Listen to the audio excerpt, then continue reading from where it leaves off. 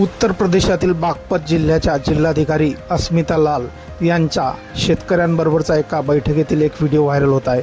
जिल्हाधिकारी अस्मिता लाल यांची शेतकऱ्यांबरोबर एक महत्त्वाची बैठक सुरू असते, पण या बैठकीत त्यांच्याजवळ अचानक एक माकळ येतं आणि काही वेळ गोंधळ निर्माण होतो। यावेळी जिल्हाधिकारी अस्मिता लाल यांनी चक्क माकळासाठी आपली खुर्ची दिल्याचं पाहायला मिळालं।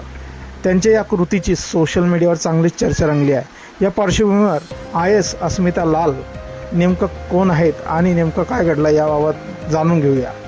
उत्तर प्रदेशमधील बागपत जिल्हाधिकाऱ्यांची प्राण्यांप्रती असणारी माणुसकी आणि संवेदनशीलतेचं एक अनोखं असं दृश्य पाहायला मिळालं आहे। जिल्हा प्रशासन आणि शेतकऱ्यांमध्ये सुरू असलेल्या एका महत्त्वाच्या बैठकीदरम्यान एक अनोखं दृश्य पाहायला मिळालं आणि त्याने सर्वांचं मन जिंकलं।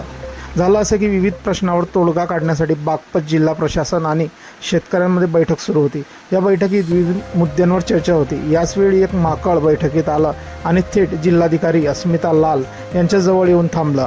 त्यानंतर जिल्हाधिकारी अस्मिता लाल यांनी स्वतः खुर्चीवरून उठल्या आणि स्वतःच्या खुर्चीवर माकळाला बसण्यासाठी जागा दिली, तर चक्क ते माकळही त्या खुर्चीवर बसलं। त्यामुळे सर्वांनाच आश्चर्याचा धक्का बसला। त्यानंतर तेथील संबंधित कर्मचाऱ्यांनी त्या बैठकीतून त्या माकळाला बाहेर काढलं, पण या संपूर्ण घटनेमुळे काही वेळ गोंधळ उडाला होता। तसेच ही घटना काहींनी त्यांच्या मोबाईलच्या कॅमेऱ्यात कैद केली। त्यानंतर या घटनेचा व्हिडिओ सोशल मीडियावर मोठ्या प्रमाणात व्हायरल झाला आहे। हा व्हिडिओ सोशल मीडियावर व्हायरल झाल्यानंतर अनेकांनी जिल्हाधिकारी अस्मिता लाल यांचं कौतुक केलं आहे। अस्मिता लाल या भारतीय प्रशासकीय सेवेच्या 2015च्या बॅचच्या IAS अधिकारी आहेत। सध्या त्या उत्तर प्रदेशातील बागपत जिल्ह्याच्या जिल्हाधिकारी म्हणून कार्यरत आहेत।